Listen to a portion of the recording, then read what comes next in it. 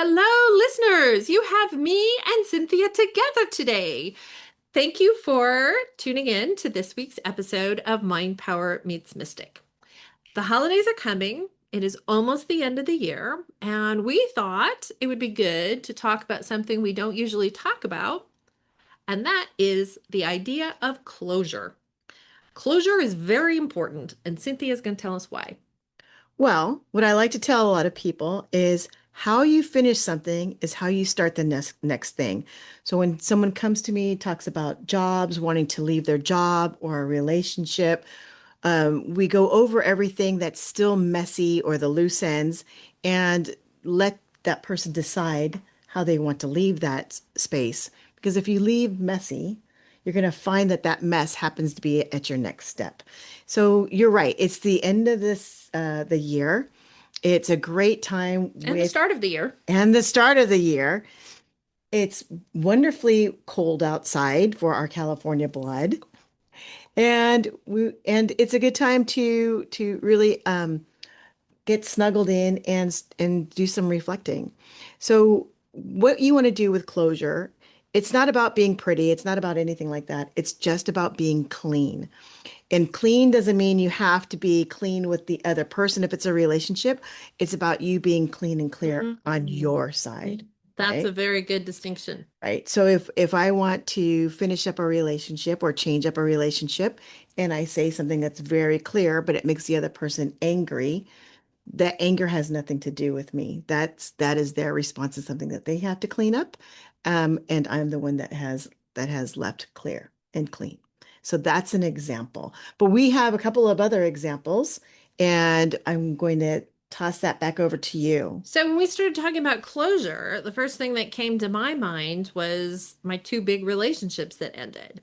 And the two relationships ended in very different ways in terms of the closure aspect of them. So my husband Bruce had always figured he was going to die. He had a will, well, he didn't have any money because he figured he was going to die, but he did kind of have a plan. And he had gotten sick. He was in a rest home for a while. And then he went on hospice. And I thought, oh, he's going to be on hospice for weeks because this guy's a fighter. He was on hospice for 30 hours. So, yeah, yeah. So, when Bruce was ready to go, he was out of here. The closure that I experienced with Bruce's death was, I mean, don't get me wrong, even when you know somebody's going to die, it's really, really painful. But things had been kind of laid out. His family showed up, they were supportive, they helped with arrangements, they came for the memorial service. Like there was kind of a process, and I wouldn't say that I really felt complete, but there was a sense of closure and process.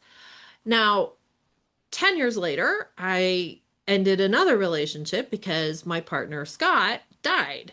And Scott had been sick, and Scott had some of his stuff figured out, but he died during the pandemic, and his family didn't really know what to make of me. And the bad juju all over the place. It was just miserable. Cynthia remembers that. Oh It was yeah. terrible. And a big part of it, I think, was just that, like, the process of closure was not there at all. It was not there at all. And so it really extended my grief. It extended a lot of hurt feelings. It extended a whole lot of stuff that probably didn't have to play out the way it did, but it speaks well to this idea of kind of plan for closure. What I witnessed with you going through this is that your closure came in bits and pieces. So with every realization, you could close the door a little bit more and close the door a little bit more. So as painful as it was for you and as hard as it was for me to stand by and witness, it was amazing to watch you still be willing to step through the next piece and then the next piece and the next piece. And then seeing you with your whole face and your whole heart saying, I'm ready to date. Yeah. Well, that day has come, and we were going to talk more about that in a minute. But we're going to turn to a big loss you had Right, last year, unanticipated. right. Yeah, that was my brother. It was October of last year, so it was a little bit more than a year ago. We'd been estranged since my mom had passed, so that was about 10 years. And he said that he never wanted to see me again. The closure I had to deal with, not only with not knowing my brother, finding out that he passed, and understanding his friendships and where he was living and how he was living his lifestyle, it was closing the piece of hope that we were going to reconcile or at least see each other one more time. So even when he passed, I didn't get to see him. And that's probably for the best, right? So I have these memories of how I saw him right before my mom passed. So my closure was, it took a year. I got to go through all the little crazy things of I could have been a better sister, or I was really mad at him for not seeing me and my good intentions, which is all a bunch of bullshit, right? It doesn't really matter what he was thinking because there was no way I was going to change his mind. And I have no idea how our relationship affected him. I do know how it affected me. I was really sad. And I only had one brother, I only had one sibling. So I also went through this orphan stage, right? Yeah, lost both your parents and your brother. hmm Yep. So it was a whole lot of closure. And what happened was um, coming to a realization that how we ended was perfect, right? It was perfect. It didn't meet my expectations, but it was perfect. I got to see how much his friends loved him. I got to see how he chose his lifestyle. I got to see how he reconciled certain things, and it was really, really beautiful. And again, it made me understand that my expectations were exactly that, my expectations. There was absolutely no reality in any of that.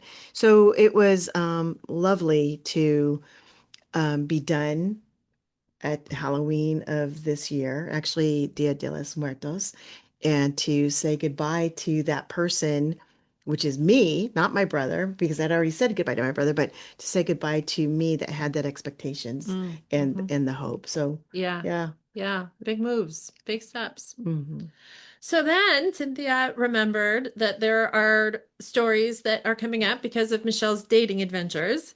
Michelle's dating adventures continue, although there's an exciting new lead in the bullpen, so that's the good news.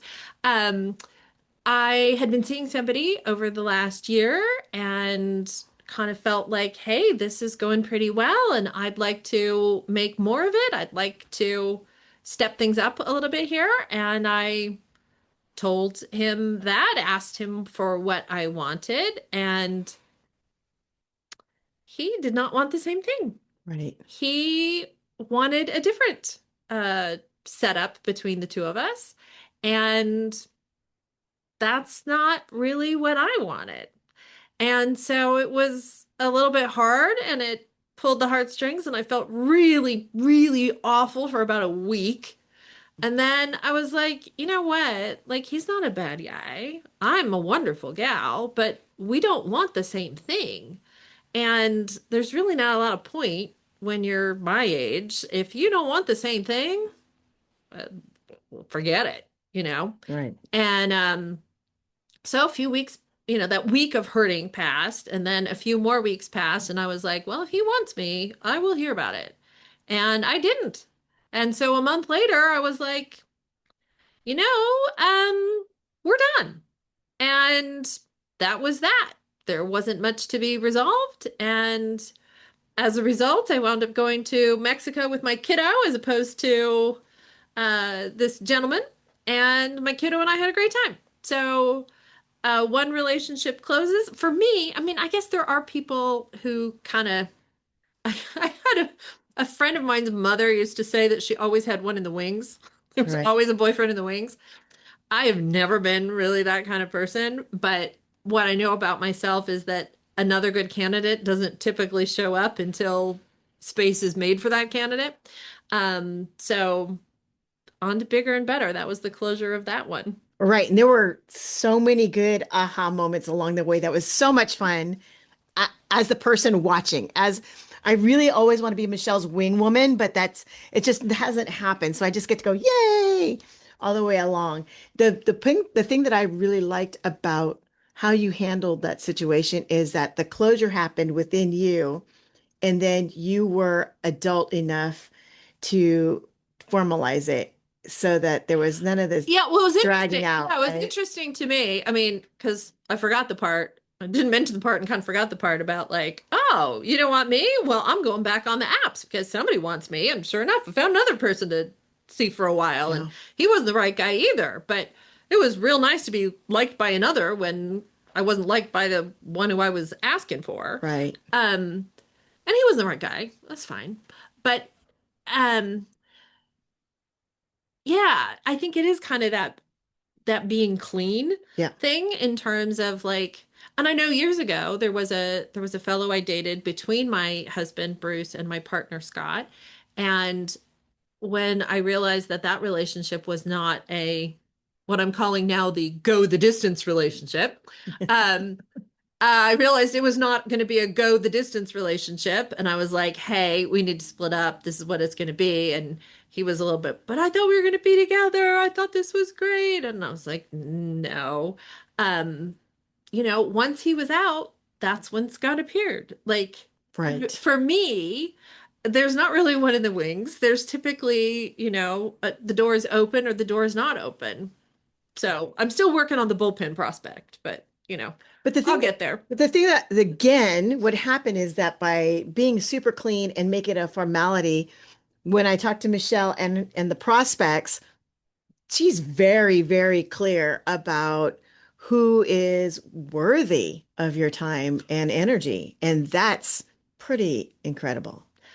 I am I'm fortunate, but I think some of it is smart too. Hmm. Um, I had this girlfriend once, she had a terrible boyfriend, and I was like, honey, the problem is not that you date losers. The problem is that you date losers a really long time.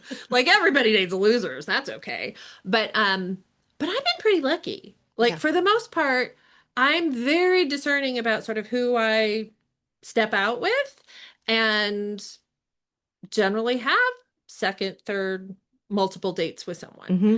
Um, so, but still considering good prospects as of this recording. So take a look at this lovely lady, and if you happen to know a nice 2026 could be a big year. So I have the opposite of what Michelle is going through her adventures. My adventure is with my ex-husband. And we've been separated for at least 15 years and change.